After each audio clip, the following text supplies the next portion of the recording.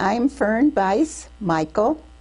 I was born in Camp Dodge, down where the interurban park is now. They just tore down the house that I was born in about 5 years ago.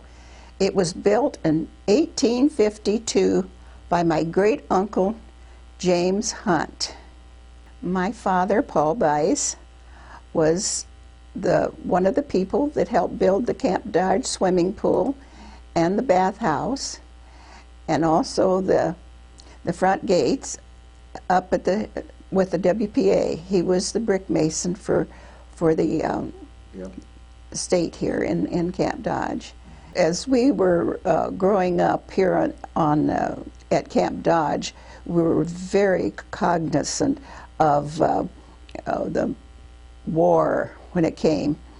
I had 5 brothers, 1 Red Bull Division, and the others, another brother went to Japan, and I had 3 brothers that were just National Guard here at Camp Dodge. So you see, we all had a hand in the war. I, at the time, had graduated from Johnston High School and had started working at the Des Moines Ordnance Plant, and I decided that I could do more by joining one of the services, so I joined.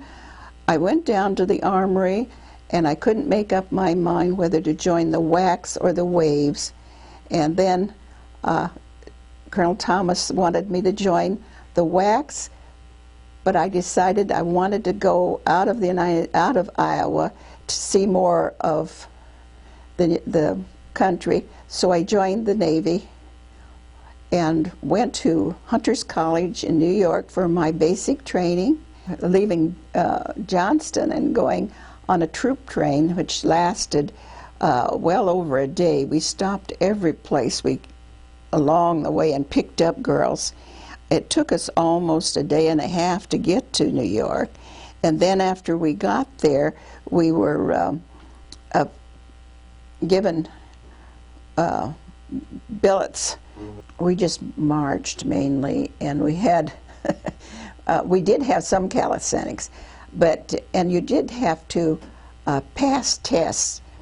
And being an old basketball player, I did the sit-ups, so many of them, they finally said, "Stop, nobody else can come close to you, and we don't want you to do any more."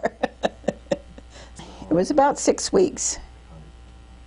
And then we got orders to go to a Naval Air Station in Trenton, New Jersey. And I was assigned to the operations office. We would take the flight plans. You had to file a flight plan in order to fly out or in our station, and I worked in the operations office where we did, and then we had pilots in the operations office that did the getting the planes from the different manufacturers, and they would take them up, and we would have to help them. There were only about 4 of us in operations, but there was communications, pharmacy. I can remember when we went there, they had public employees, and we took their places, but they were very kind. But the sailors that was in there kind of resented us coming and making them go out to sea, except the one man that was kind of the man in charge. He was an elderly man from Des Moines, Iowa, and he was very kind to us girls. It was mostly work, and then you'd have to go back to your rooms, and you had to keep them clean. You had to make sure your bed was taut, and you had to keep your clothes clean. So it was a lot of getting ready and making sure that you were clean enough for inspection. And then we had to keep the office real clean for inspection. And I played basketball. I'd go over and they had a basketball court, and I'd play with the men. None of the girls on my day off would be off at the same time, but there'd be men in there, and we'd play basketball. We had barracks. The girls had barracks, and then the boys had their barracks, which was quite a ways away, and in between was the officers. And we had the hospital was close by. The Marine Corps was the ones that you had to clear through going in and out of the base.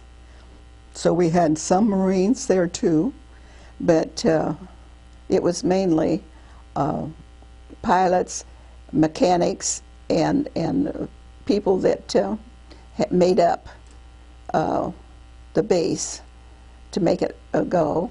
So you 50 again? I was there the entire time. Okay. I was discharged in September 19th of 1945. Okay. I had come back to Des Moines June of 1945 to meet my then boyfriend, who had just gotten home from over in the South Pacific, and we decided to get married. You were on leave then? I was on leave, and he just got home from being overseas, and we met in Des Moines, and we got married, and then I went back to Trenton, and he went to San Diego. And the war was over in August of 1945, and if you were married, you could get out. And so I was able to get discharged. And I came back to Johnston and stayed there until a friend was coming through from California, and he and his wife took me to San Diego, California, and my husband met me there, and he was stationed in El Centro at the time. And then we eventually moved up to San Diego, and he got discharged in 1946, and we moved back to Des Moines.